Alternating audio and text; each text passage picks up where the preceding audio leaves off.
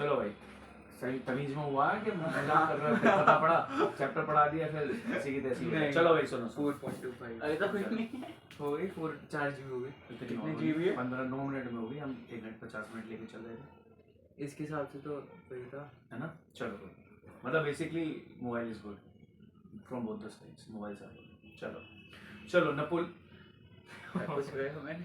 तो जब नेपोलियन आया तो उसने क्या किया, नेपोलियन आने के बाद उसने तो डेमोक्रेसी ही खत्म कर दी, राइट। और women they were consider as the authority of father, और शादी के बाद हस्बैंड, मतलब हम साला इंडियन लोग हमारी जूती के नीचे रहेगा। तो वैसे ही वो औरतों को सोचता था। ये कहावत नहीं सुनी तूने, गाना ये डायलॉग नहीं सुना तूने है? हमने नहीं सुना।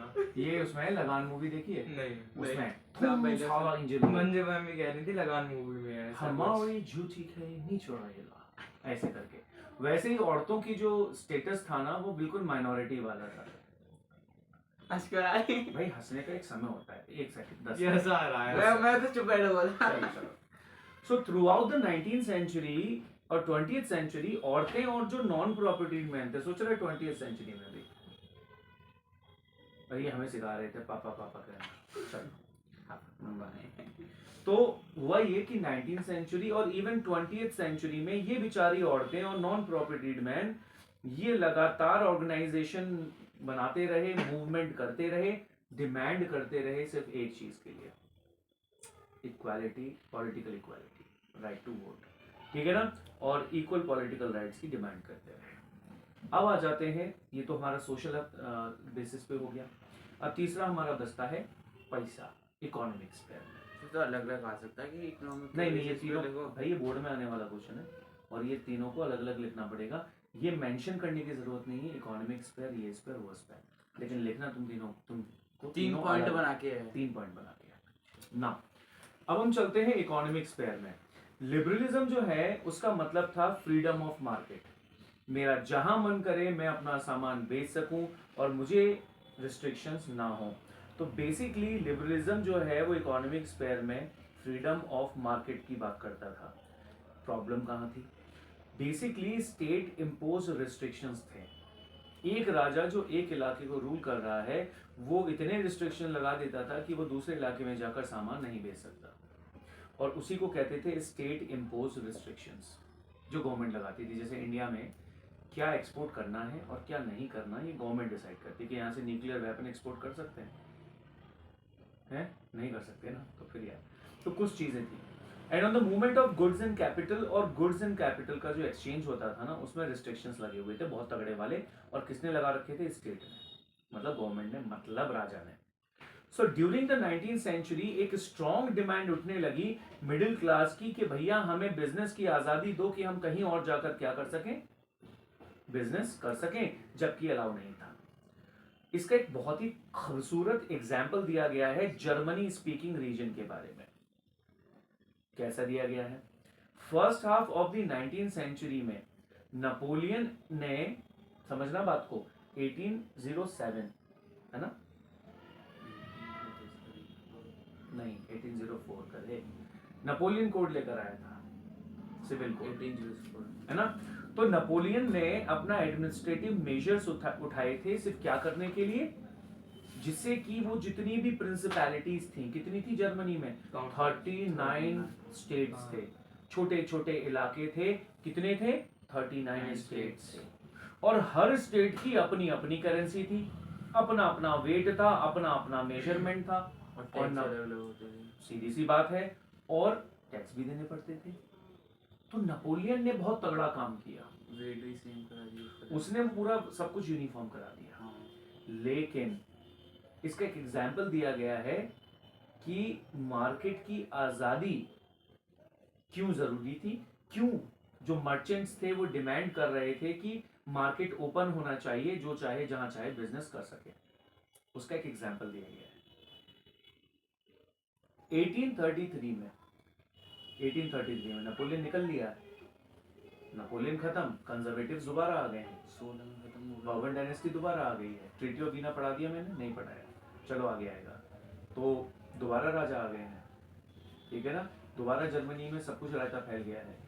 अब पॉइंट ये है कि 1833 में अगर कोई आदमी हैब्सबर्ग से न्यूरमबर्ग या न्यूरमबर्ग से हैब्सबर्ग जाए तो उसे कितनी परेशानियां झेलनी पड़ती थी अपना सामान बेचने के लिए, उसको प्रूव करने के लिए एग्जाम्पल दिया गया है। देखिए क्या हुआ। इम्पोर्ट एक्सपोर्ट वाला। हाँ, ये पूरा एग्जाम्पल ये प्रूव करने के लिए है कि मार्केट की आज़ादी कितनी ज़रूरी थी, क्यों लोग परेशान थे अलग जो स्टेट इम्पोज रिस्ट्रिक्शंस थे उन्हें लेकर। हाँ। देखो कैसे, अगर एक मर्चेंट ट्रैवल कर रहा है 1833 में हैम्सबर्ग से न्यूरमबर्ग, हैम्बर्ग से न्यूरमबर्ग अपना सामान बेचने के लिए, तो भाई चाचा उसे 11 कस्टम बैरियर से गुजरना होगा। कितने कस्टम बैरियर से? 11। इसका मतलब ही मेरी तो उंगलियां ही 10 हैं। अब मान लो ये रही 11। अगर एक आदमी को यहां से ट्रैवल करना है तो इसे 11 टैरिफ बैरियर पहले को क्रॉस करेगा, यहाँ टैक्स देगा 5%। 5% हाँ। और वो भी जो 55% नया बने हो उस पे बने देगा नहीं सर, आपकी गलत फहमी है, 55% नहीं हो सकता, आपकी मैथ खराब है। क्या जो 11 है? हाँ तो 11 है तो 55% होगा क्या? कौन से जैसा गाँव से आया तू? एक क्या कौन से गाँव से आया तू? गाँव हाँ, मतलब कौन से गाँव से है? यहीं का तो हूँ। हाँ तो ये भी गाँव ही है। हाँ, खड़ जा। चल अब ध्यान से सुनकर। हाँ, आपका कहना 100 रुपए मेरे पास। हाँ 100 रुपए का 5% कितना हुआ? 100 रुपए का 5 रुपए। हाँ इसमें भी गणित लगा रहे हो? अब बच्चे कितने? 95। अब 95 का 5% होगा कि 100 का होगा? 95 का तो फिर तो क्या 55% बनेगा? घड़ी मैथ पढ़ो भाई तुम। चलो पॉइंट समझ में आ गया। तो होता ये था टैक्स देना पड़ेगा 11 टैरिफ बैरियर सिर्फ हैम्बर्ग से न्यूरमबर्ग जाने के लिए, और हर बार 5%। भाई आफत तो ये थी कि सबकी करेंसी भी अलग अलग थी। चलो यहां तक फिर भी ठीक था। दूसरी आफत ये थी कि यहां से यहां जाएगा तो वेट और मेजरमेंट भी अलग, और हर बार उसे मेजरमेंट करवाना पड़ेगा। अब मान लो किसी कोई कपड़ा बेचने जा रहा है, नॉर्मल जो क्लोथ होता है, तो कैसे नापेगा भाई? Waiting machine range. अरे नहीं, वो तो लेंथ में नापेगा ना, वेट में हाँ। थोड़ी। कैसे नापेगा? रोल Weights खोलेगा लिखा पूरा। है ना इसमें। मेजरमेंट भी तो लिखा है सर।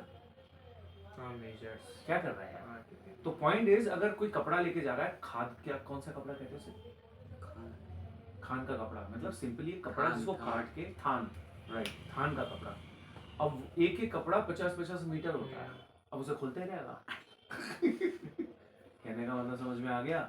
प्रॉब्लम ये थी कि 11 प्रिंसिपैलिटीज के 11 टैक्सेस भी 5-5%, टैरिफ बैरियर जिसे हम कह रहे हैं, और हर बार वेट और मेजरमेंट होगा, हर बार वेट और मेजरमेंट अलग होगा, और उस हिसाब से फिर उसे क्या देना होगा? करेंसी अलग अलग टैक्स देना होगा, और करेंसी भी अलग अलग है। भाई साहब, अब किसमें इतनी हिम्मत है कि अगर कोई टमाटर यहाँ लेके निकला है हैम्बर्ग से और न्यूरमबर्ग बेचने जा रहा है, जब तक ये बार बार उठाएगा नापेगा, मेरे लग रहा है 5वें तक पहुंचते पहुंचते वो टमाटर सड़ जाएंगे, और जब तक वो 11वें पे पहुंचेगा उसी में से पौधे निकल के वो पहुंचेंगे हमारे। एग्जैक्टली। तो ये प्रॉब्लम जो थी ना, इसी चीज को खत्म करना था। इसका एग्जाम्पल दिया गया है, एले एमसीक्यू में आ जाता है। व्हाट इज एन एले? एले जो है वो क्या है? ये कपड़े को नापने का एक मेजरमेंट था। ये एमसीक्यू के लिए आप तैयार करेंगे। व्हाट इज एले? अब आप बोलोगे सर एले लिखा ही क्यों है? क्योंकि एक एग्जाम्पल दिया गया है कि अगर एक आदमी एक एले लेके जा रहा है, एक एले मतलब मान लो 1 सेंटीमीटर 1 मीटर, हाँ, सेंटीमीटर नहीं मीटर, तो एक एले इक्वल्स टू, फ्रैंकफर्ट में वो 54.7 सेंटीमीटर होता था, मतलब एक ell equals to 54.7 centimetre in Frankfurt. यही जब मेंस में घुसते थे तो 55 हो जाता था, यही जब न्यूरमबर्ग में घुसते थे तो 65.6 सेंटीमीटर, और यही फ्रैंकफर्ट जो है वहां पर 53। कहने का मतलब समझ में आया? अब जहां जहां जैसा मेजरमेंट उसे टैक्स भी वैसे ही देना उतना ही पड़ेगा। देना है भाई। वैसे उसको देना पड़ेगा वो तो वैसे ही खत्म हो लिया, हाँ या ना? किसी जेब से Currency निकाला, उससे वो निकाला, पैसे संभाल कर जाएगा। प्लस मेजरमेंट ही करता रह जाएगा। तो ये सारी प्रॉब्लम कहाँ थी? जर्मनी में थी। अब आप बोलोगे तो सर इसका कोई तो सोल्यूशन निकाला होगा। बिल्कुल निकाला गया 1834 में, निकाला था पुर्चिया ने। क्या निकाला वो सुनिए। इस कंडीशन की वजह से वर व्यूड एज एन ऑब्स्टिकल, क्योंकि ये कंडीशन ऐसी थी, एक ऑब्स्टिकल की जैसे थी इकोनॉमिक एक्सचेंज एंड ग्रोथ के लिए। यस और नो? ना ही इकोनॉमिक एक्सचेंज हो रहा था, ना ही ग्रोथ हो रही थी। क्यों? क्योंकि लिमिटेशन इतनी थी, एक आदमी दूसरी एक जगह से दूसरी जगह जा ही नहीं सकता था। हैब्सबर्ग और न्यूरमबर्ग से हमने ये सीखा। कॉमर्शियल क्लास के लिए एक बहुत बड़ी प्रॉब्लम की बात थी, जो रिक्वेस्ट कर रहे थे कि इन्हें यूनिफाई करना है इकोनॉमिक टेरिटरीज को। इसका मतलब जिन जिन इलाकों में ये बेचने जाते हैं उन सबको एक कर दो यार, कोई तो करे, भगवान कोई तो करे, जीसस क्राइस्ट कोई तो करे। तो तभी एक मसीहा आता है। 1834 में एक कस्टम यूनियन बनती है जिसका नाम था ज़ोल्वेरिन। ये जो ज़ोल्वेरिन है भैया, बोर्ड में कई बार ये क्वेश्चन पूछा गया है, what is a Zollverein, why was it introduced and what was its motive, ऐसे करके। तो भाई ज़ोल्वेरिन जो है वो इनिशिएटिव था किसका? पर्शियन एम्परर का, पर्शिया का, जिसने क्या किया? अधिकतर जर्मन स्टेट्स को एक कर दिया, जो तैयार थे एक दूसरे के साथ शेयर करने के लिए इकोनॉमी को। तो बहुत सारे स्टेट्स को इन्होंने क्या किया? एक साथ कर दिया। और जो यूनियन थी वो अबॉलिश कर देती है टैरिफ बैरियर्स को, और जो करेंसीज थी उसे 30 से 2 में कन्वर्ट कर देती है। आया मजा? इसका मतलब अगर जर्मनी इतना बड़ा है तो मान लीजिए ये इलाका तैयार हो गया, ये इलाका, ये इलाका, ये इलाका, ये रह गया, ये इलाका तैयार हो गया, ये रह गया, ये रह गया। तो ये क्या कर रहे थे? इन सारे इलाकों में जितनी भी 30 करेंसी चल रही थी ना, उसको कन्वर्ट किया 2 में। एक तो 2 में कन्वर्ट कर दिया, दूसरा ये किया कि यहाँ पर जो टैरिफ बैरियर्स लग रहे थे ना, सब खत्म कर दिए। उन्होंने बोला जब इन जगहों पर एक ही चीज चल रही है तो हम टैरिफ बैरियर्स नहीं लगाएंगे, ज्यादा लगाएंगे लेकिन ज्यादा नहीं, जिससे कि इजीली जो exchange of goods and services and people जो है वो हो सके और फिर इकोनॉमी बढ़ सके। तो यहाँ हम देख रहे हैं कि जर्मनी का यूनिफिकेशन तो हुआ, लेकिन किस मकसद से हुआ? इकोनॉमिक पर्पस पे। क्वेश्चन बोर्ड में आता है कि जर्मनी का यूनिफिकेशन किस बेसिस पे हुआ था? आप बताएंगे। जो मर्चेंट्स थे, जो बिजनेसमैन थे, मिडिल क्लास के जो बिजनेसमैन थे, वो चाहते थे कि क्या हो? वो चाहते थे कि रश्मि, हेलो, राम राम, राम राम भाभी, बताओ। नहीं, मैं तो पढ़ा रहा हूँ, मैं तो पढ़ा रहा हूँ। बताइए बताइए।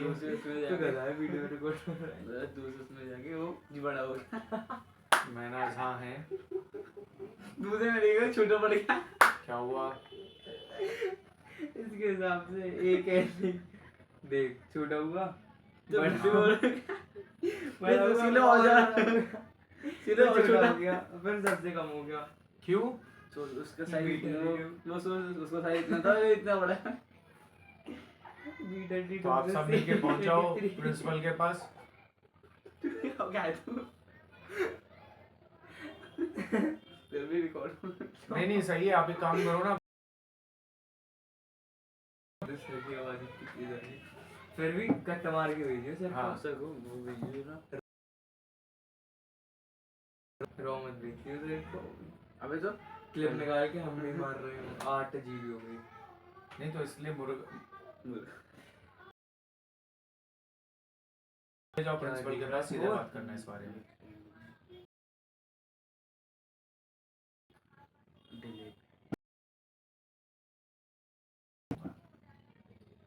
किस ठीक बढ़िया तो देगा। 7 साइंस है, साइंस है। अच्छा इसी चक्कर में कराओगे ये? 7C ना? क्या था सॉल्वर? तो लॉजिक बताओ, आप बताओ। आप बता, कह दो आप। नहीं मैं समझ रहा हूँ, अबे, समझ रहा हूँ। नहीं तो गलत है ना, हाँ पॉलिटिकल भाई, पनिशमेंट वाला वो है ही नहीं।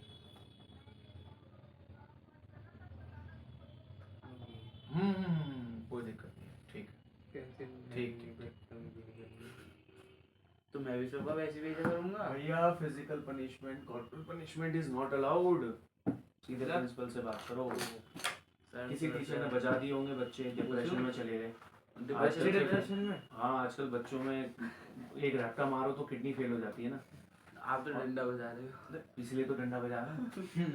चल सर अब ये हाँ, पूछ। कुछ पूछना चाह रहा हूँ आपसे। कुछ नहीं, आप कंटिन्यू करो तो चलो। पागल है। अच्छा, बड़ा खुश हुआ, जूते चप्पल उठते अभी। चलो अब ध्यान से सुनो।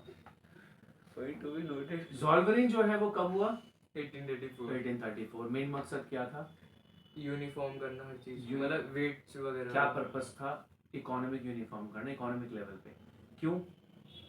बिजनेसमैन चाहते थे, मिडिल क्लास चाहती थी कि वो अपना ट्रेड बिजनेस जो है वो बिना किसी प्रॉब्लम के कर सकें, और इसीलिए उन्होंने कौन कौन सी चीज़ें चेंज करी? पहले तो जो जो जर्मन स्टेट्स आने के लिए तैयार हो गए उन सबको ज्वाइन कर लिया, और 30 करेंसीज को किस में कन्वर्ट किया? 2 में। ठीक है। टैरिफ स्टेट इम्पोज्ड जो वो कम कर रिस्ट्रिक्शंस दिए। थे वो खत्म कर दिए, और टैरिफ बैरियर्स को भी पूरी तरीके से अबॉलिश कर कर दिया, और करेंसी और बढ़ गई। यहाँ पे 30 और यहाँ पे आगे 50 सुन लो। कर दिया। और उसके साथ साथ नेटवर्क ऑफ रेलवेज भी लगाया गया, जिससे कि, अरे सुन तो ले चाचा नेहरू, जब मैं चाचा नेहरू कहता हूँ ना तो मेरे मन में कुछ अलग ही चल रहा होता है, बस मैं चाचा नेहरू कहता हूँ। ठीक है। So the creation of network of railways, और उन्होंने क्या किया? नेटवर्क ऑफ रेलवेज जो है उसे भी क्या किया? डेवलप किया। Now the question arises, network, railway network का सबसे बड़ा फायदा क्या है? एक तो ये है कि आप सामान जो है वो क्या कर सकते हैं, एक ही गो में ले जा सकते हैं, ट्रांसपोर्टेशन अच्छा हो जाएगा, और सीधे बात है जितना तेज ट्रांसपोर्टेशन होगा उतनी तेज इकोनॉमी घूमती है, और पैसा अर्निंग, पैसा कमाना, पैसा उड़ाना बहुत तेजी से होता है। ठीक है ना, इसीलिए लोगों ने फ्लाइट लेना शुरू किया है पैसे में आग लगाने के लिए। चलिए अब हम चल रहे हैं नेक्स्ट पॉइंट पे, that is a new conservative after 1815। भाई ये बहुत खतरनाक टॉपिक है, बोर्ड में कई बार पूछा गया है, इस बार भी आ सकता है। ठीक है, पिछली बार नहीं आया है। पता है यहाँ तक पढ़ा के छोड़ हाँ, दिया, वो- नेशनल वो करा रहे हैं वहाँ। Civics करा रहे हैं। यहीं तक पढ़ा, हम यहीं तक पढ़ेंगे, फिर हम क्यों दिमाग मारेंगे? यहाँ तक करा रहा है। हाँ ये तो मजेदार जगह है, यहाँ पर भी औरतों का ही वाट लगेगा। चलो आगे चलते हैं, न्यू कंजर्वेटिव्स की तरफ चलते हैं। 1815 की बात करेंगे। 1815 वो टाइम था जब नेपोलियन का भूत बनाया गया और उसे मार दिया गया। भूत बनेगा तो मतलब मरी गया। किसने मारा था भाई? कौन सी 4 कंट्रीज थी? और भाई साहब लुक एट मी, कौन सी 4 कंट्री थी? ब्रिटेन, पुर्शिया, ऑस्ट्रिया, आधे रशिया हाँ, और ब्रिटेन। बिल्कुल सही। Russia, Prussia, Austria and Britain, ये 4 कंट्री थी जिसने भूत बनाया था किसका? नेपोलियन का। कहाँ पर? वाटरलू में, आई थिंक बेल्जियम या कहीं, right. Now the point is, जब नेपोलियन का स्वाहा हो गया, अब फ्रांस का क्या होगा, इसके बारे में हम स्टडी करने वाले हैं इस पैराग्राफ में। और नेपोलियन ने बहुत इलाके जीते थे भाई, स्विट्जरलैंड, बेल्जियम, पोलैंड, वो आपने लाइन से इटली। बताए थे। नहीं वो तो 1848 में वो तो इमेजिन किया था उसने, वो पिक्चर की बात, वो तो अलग चीज हो गई। मैं बात कर रहा हूँ कि नेपोलियन, क्योंकि उस समय तक तो नेपोलियन मर के उसकी हड्डियां गल के सब खत्म हो गया होगा। मैं बात कर रहा हूँ कब की? 1815 की, जब तक वो पिक्चर भी नहीं बनी थी। 1848 में बनी थी ना भाई। तो 1815 नेपोलियन की वही तो बता रहा हूँ, 1815। हाँ, तो वो क्वेश्चन अराइजेस कि नेपोलियन ने जिन इलाकों को जीता था, मैं नाम बता रहा था, स्विट्जरलैंड हो गया, ठीक है, फ्रांस, जर्मनी हो गया, फ्रांस का तो वो राजा था ही था, इटली का भी कुछ हिस्सा उसने जीता, पोलैंड भी जीता, बेल्जियम भी जीता, और टुइया मुइया कंट्री तो पता नहीं कितनी जीत ली थी। क्वेश्चन इज, तो जब नेपोलियन मर गया तो अब इन इलाकों का क्या होगा? अब इन पर रूल कौन करेगा? तो जीतने वाले कौन थे? यूरोपियन पावर्स कौन सी थी उस समय? Russia, Prussia, Austria, Britain. और जब इन तीनों ने इसको नेपोलियन को हराया होगा तो राज किसने किया होगा? पहले बताओ, ये चारों कंट्रीज की आइडियोलॉजी कौन सी थी? रेडिकल्स, लिबरल्स, कंजर्वेटिव्स या मॉडरेट्स? ये कंट्रीज किस एक सोच पर चलती थी? वर दे कंजर्वेटिव्स, वर दे लिबरल्स, रेडिकल्स या मॉडरेट्स? कौन थे वो? Conservative is the right answer. क्योंकि कंजर्वेटिव वो लोग होते हैं जो सोचते हैं कि राजा होना चाहिए, राजा की चिले ओल्ड, हाँ वो तो अरिस्टोक्रेसी होगी, बट यू आर राइट। तो क्या होना चाहिए? राजा होना चाहिए, चर्च होनी चाहिए, आइडियोलॉजी, फैमिलीज प्रोटेक्ट करनी है, डायनेस्टी होनी चाहिए, समाज में वो डिवीजन जो होता है ना, हायरार्की, वो होनी चाहिए। ये सोच रखने वाले लोग ही तो राजा को चाहेंगे। तो राजा किस सोच का होगा? कंजर्वेटिव सोच का होगा। तो अब ये पॉइंट जो बन रहा है ना, अ न्यू कंजर्वेटिज्म आफ्टर 1815, 1815 के मरने के, 1815 होने के बाद, मतलब नेपोलियन के मरने के बाद, अब फ्रांस और बाकी कंट्रीज का जो छोटी छोटी जीती थी उसने क्या होगा, ये हमारा क्वेश्चन है। उसका आंसर सुनिए। डिफीट ऑफ नेपोलियन के बाद यूरोपियन गवर्नमेंट जो है वो ड्राइव की जा रही थी, driven by the spirit of conservatism. Conservative believe करते थे कि ट्रेडिशनल इंस्टीट्यूट एस्टैब्लिश होने चाहिए स्टेट और सोसाइटी में, जैसे मोनार्की होनी चाहिए, चर्च होनी चाहिए, सोशल हायरार्की होनी चाहिए, प्रॉपर्टी होनी चाहिए, फैमिलीज होनी चाहिए, इन सब को हमें प्रिजर्व करना है। ये सोच रखते थे कौन? कंजर्वेटिव्स। बोर्ड में आ सकता है who are conservatives and how conservatives to the step after the defeat of Napoleon in 1815, ऐसे करके क्वेश्चन बन सकता है। सो अधिकतर जो कंजर्वेटिव्स थे, हाउएवर, वो बिल्कुल नहीं चाहते थे कि प्री रेवोल्यूशनरी टाइम पे चले जाएं।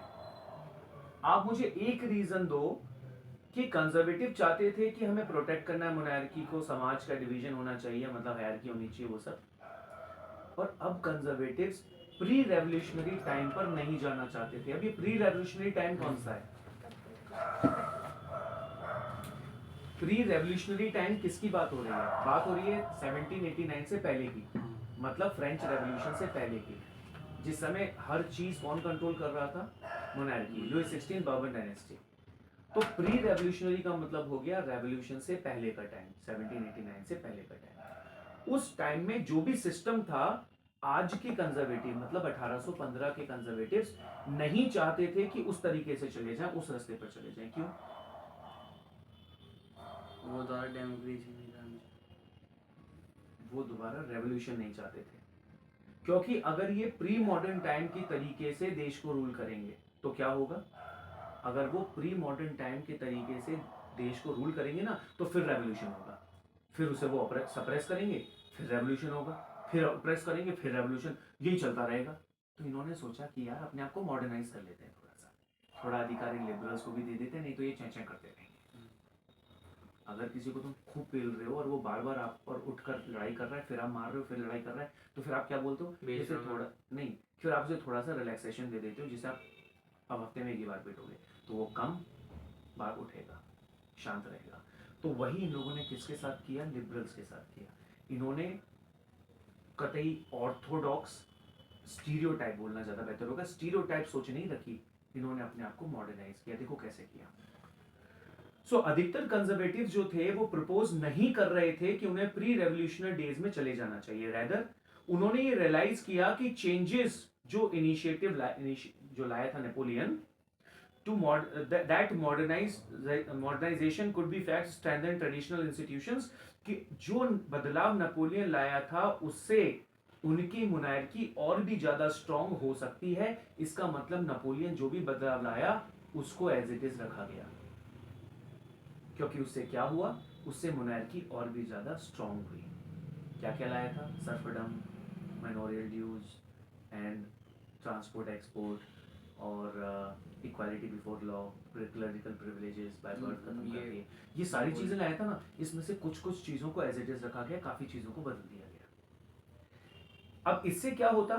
जो बदलाव नेपोलियन लाया था अपने एडमिनिस्ट्रेशन में, जिस तरीके से उसने मॉडर्नाइज किया था, उससे जो स्टेट की पावर थी वो और भी ज्यादा एफिशिएंट और स्ट्रांग हो जाती, एक मॉडर्न आर्मी बनती, एक एफिशिएंट ब्यूरोक्रेसी और एक डायनामिक इकोनॉमी होती।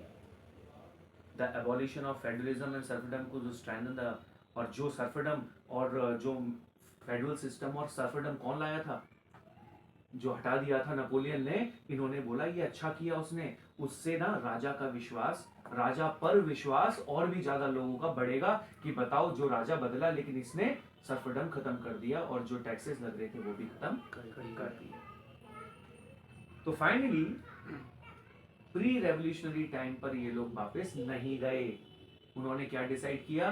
कंजर्वेटिव्स ने डिसाइड किया कि जो प्री रेवोल्यूशनरी टाइम था उसमें हम नहीं जाएंगे, नेपोलियन जो मॉडर्नाइज करके गया है चीज़ों को, हम उसी को अडॉप्ट करेंगे, जिससे हमारी ब्यूरोक्रेसी, हमारी मोनार्की, हमारी आर्मी, ये सब मॉडर्नाइज हो सके और हम पर लोगों का विश्वास हो और उस राजा पे विश्वास हो। इसीलिए फेडरलिज्म एंड सर्फडम, ये दोनों क्या कर दिए गए? खत्म कर दिए गए, एज इट इज, जैसा नेपोलियन ने किया था, सेम। अब क्वेश्चन ये आता है, तो एडमिनिस्ट्रेशन तो संभाल लिया इन लोगों ने, एडमिनिस्ट्रेशन मतलब कामकाज तो संभाल लिया, लेकिन राजा किसे बनाया? क्योंकि फ्रांस में पहले बोर्बन डायनेस्टी हुआ करती थी 1789 से पहले। तो आ रही है फिर बर्बन डायनेस्टी। एग्जैक्टली। क्या हुआ सुनिए, पहले जानते हैं कि इनका मीटिंग कहाँ हुई, सब बकवास कहाँ हुई। 1815 में जितने भी यूरोपियन रिप्रेजेंटेशन था, किस किस का? ब्रिटेन, रशिया, पर्शिया, ऑस्ट्रिया, ये सारे के सारे जिन्होंने मिलकर नेपोलियन को हराया था ये मिलते हैं वियना में।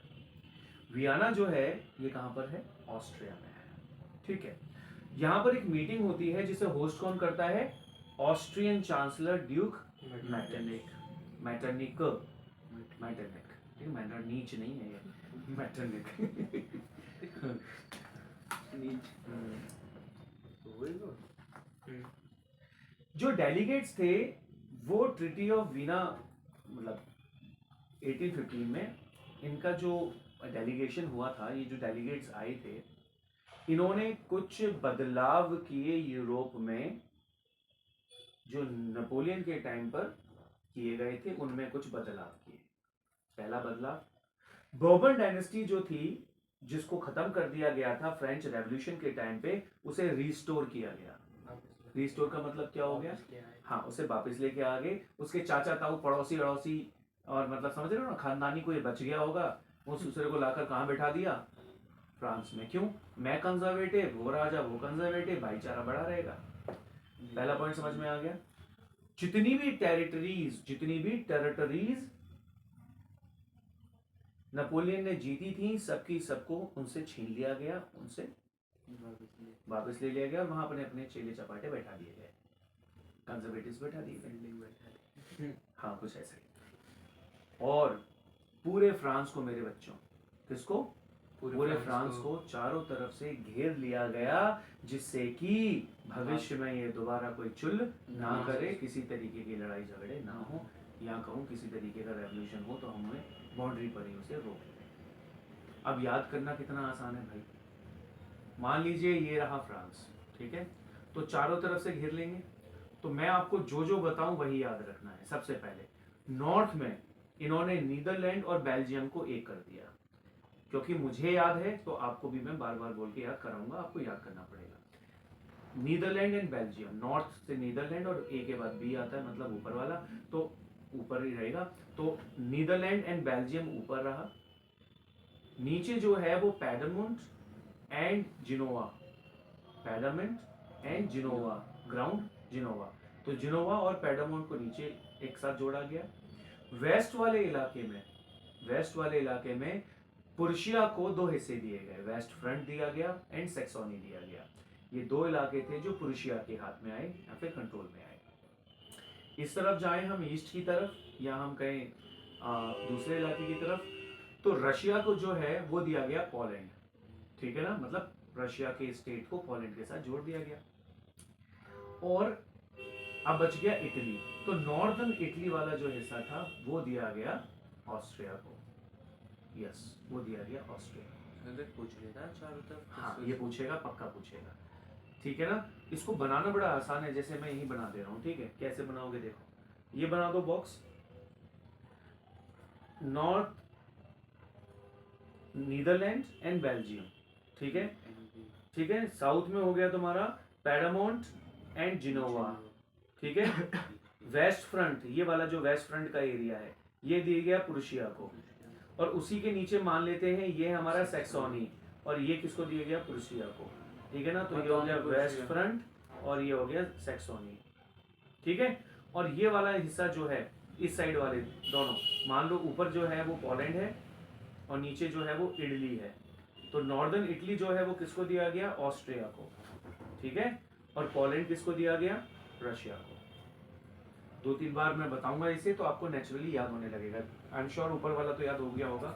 नॉर्थ है तो नॉर्दर्न नीदरलैंड एंड बेल्जियम, नीचे जो है पैडरमोंट एंड जिनोवा, और प्रुशिया का रखना और आसान है क्योंकि दो इलाके उसे दिए गए हैं। एक दिया गया वेस्ट फ्रंट, प्रुशिया की बात कर रहा हूँ, वेस्ट फ्रंट और सैक्सोनी, ये दोनों किसे दिए गए? प्रुशिया को। और एक तरफ बसता है पोलैंड एंड नॉर्दर्न इटली, तो पोलैंड दिया गया किसको? रशिया को, और नॉर्दर्न इटली दिया गया ऑस्ट्रिया को। बस ये याद रखना है। इस तरीके से पूरे फ्रांस को चारों तरफ से इन्होंने क्या किया? घेर लिया। अब जब राजा बन गया है, जब हर चीज हो गई है, तो अब राजा रूल कर रहा है भाई। लुईस 16 तो नहीं है, लेकिन बर्बन डायनेस्टी तो पैदा हो ही गई दोबारा। अब बताओ कि कैसा माहौल रहेगा वहां का? क्या वो जो दिल के अंदर जो आरजू थी कॉन्स्टिट्यूशन की, पॉलिटिकल राइट्स की, क्या वो अभी भी जगी रहेगी या गायब हो जाएगी? तो मूर्ख हो बिल्कुल ही। वह राजा बदला है, लोग नहीं बदले हैं। लोगों के अंदर अभी भी वो भावनाएं हैं कि उन्हें रिप्रेजेंटेटिव डेमोक्रेसी चाहिए, उन्हें पॉलिटिकल राइट्स चाहिए। जो नॉन प्रॉपर्टीड मैन है और जो विमेन है उन्हें पॉलिटिकल राइट्स चाहिए। क्या कर रहा है? इक्वालिटी चाहिए, फ्रीडम चाहिए। अभी भी तो भावना रहेगी ना। 5 पॉइंट जो बताए थे वो तो अभी भी रहेगी। चलिए जानते हैं यहाँ क्या हुआ। ये जो कंजर्वेटिव रिजीम था जो सेटअप किया गया 1815 में, वो ऑटोक्रेटिक था। अपने अपने इलाके में अपना अपना देखो, एक दूसरे से पंगा मत लो, अपना अपना देखो। वो टॉलरेट नहीं कर रहे थे अगर उन्हें कोई क्रिटिसाइज करता या कोई डिसएग्री करता। वहां कंसेंट था या डिसेंट है, ठीक है। और इन्होंने क्या किया? Sought to curb activities that question the legitimacy of autocratic government. अगर कोई भी चुलबाजी करता और राजा के खिलाफ कुछ भी बोलता तो वो उसको क्या करते? पूरी तरीके से दबा देते, कुचल देते, कर्व कर देते उनकी एक्टिविटीज को। अधिकतर लोगों पर देखना, बड़ी इंटरेस्टिंग बात है कि मोस्ट ऑफ देम इम्पोज्ड, और अधिकतर जितनी भी एरिस्टोक्रेसी इंस्टॉल हुई थी ना, कहां पर? जिन इलाकों में ऑब्वियसली 1815 के बाद जहां जहां पर इन्होंने कंजर्वेटिव्स अपॉइंट करे या कहूँ राजा इंस्टॉल किए, उन जगहों पर सेंसरशिप लगा दी गई, सेंसरशिप लॉज लगा दिए गए। क्या मकसद था? कि अगर न्यूज़पेपर प्रिंट करेगा तो हम बताएंगे कि क्या प्रिंट होना है, बुक्स प्रिंट होंगी तो हम बताएंगे, प्लेज, सॉन्ग्स, कुछ भी अगर लिबर्टी और एंड फ्रीडम की बात कर रहा है तो उस पर सेंसरशिप लगा दी गई, ठीक है ना। लेकिन the memory of French revolution nonetheless continue to inspire liberals. लेकिन लिबरल्स के मन में अभी भी वही चीजें दिमाग में थी, आज़ादी, लिबर्टी, वो उनके मन में थी। One of the major issue, यही वो इशू था जिसको लिबरल नेशनलिस्ट जो है वो लगातार क्या कर रहे थे? बढ़ा रहे थे। और किसके अगेंस्ट? क्रिटिसाइज कर रहे थे कंजर्वेटिव ऑर्डर्स को एंड फ्रीडम ऑफ प्रेस की डिमांड कर रहे थे। तो कहने का मतलब ये है कि 1815 के बावजूद कंजर्वेटिव्स ही आए। अब जब कंजर्वेटिव, भाई एक बात बताओ, नेपोलियन से लोग खुश क्यों नहीं थे? 3 पॉइंट थे ना, कौन कौन से थे? लो भाई। टैक्सेस बढ़ा दिए तो देख तुझे मैं ना तेरे फेवरेट कलर दूंगा,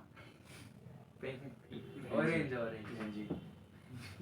वैल्यू पॉइंट उठाती। हाँ 2 बार करा था मैं कॉल। चलो तो साइलेंट था। पॉइंट पे आ जाओ, हाँ। पॉइंट पे आओ।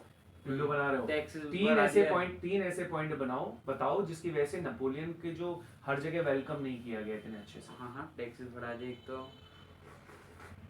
दूसरा, अलग अलग स्टेट्स में अलग अलग वेट मेजर्स कर कान पे वो तो बढ़ पकड़ के जाता, अभी। ठीक कर दिया था ना उसने। अरे चाचा नेहरू, मैं ये पूछ रहा हूँ कि Napoleon was loved by everyone, was liked by everyone, specifically artisans and businessmen, because he improved lot of things like टेरिफेरिटाना। peasants were happy because serfdom हटा दिया था, फेडरल सिस्टम हटा दिया था। बट कुछ और भी ऐसी जगह थी जैसे हॉलैंड हो गया, मिलान, मेंस, वॉर्शो हो गया, इन इलाकों में ही was not welcomed and his reforms were not welcomed। 3 चीजें बताओ जिसकी वजह से। पहला आपने क्या बताया? टैक्सेस बढ़ा दिए थे, ठीक है, इन इलाकों में। देख तू ही बता, तू ही मेरा सहारा बता। फोर्स रिक्रूटमेंट, जिन इलाकों को वो जीत रहा था उन इलाकों से जबरदस्ती रिक्रूट कराता था अपनी आर्मी में, जिससे और इलाके जीत सके। और तीसरा, पॉलिटिकल एक्टिविटीज खत्म कर दी क्योंकि वो राजा था। पॉइंट ये है कि उसके मरने के बाद ही कौन सा इन्हें कुछ मिल गया? कंजर्वेटिव तो दोबारा आ गया, और ये इनसे भी, और नेपोलियन से भी ज्यादा बदतमीज थे। इन्होंने तो सेंसरशिप लगा दी थी। सब एक तरीके से वो ही हो, इमरजेंसी टाइप ही हो गई तो पूरी। नहीं, प्योरली राजा आ गए, कोई इमरजेंसी, प्योरली राजा। इनके खिलाफ कोई कुछ बोलेगा तो इनके कर्व कर देंगे, और सेंसरशिप लगा दी। कुछ भी प्रिंट करोगे, बुक लिखोगे, डांस करोगे, सॉन्ग लिखोगे। ये तो ब्लू फ्रेंच के एंड वाले पेज पे लिखा था फ्रेंच रिवॉल्यूशन। हाँ वो तो है ही, और क्या। चलो आगे चलते हैं। रास्ते यही था, हो गया सब बड़ा हो गया अभी। कितना टाइम? 5 मिनट। बस तो इतना ही रखेंगे। Thank you so much. ठीक है ना। वैसे अब इंटरेस्टिंग टॉपिक आ रहा था, टाइम वेस्ट होगा इसमें, है ना। मुझे बोलना चाहिए कि टाइम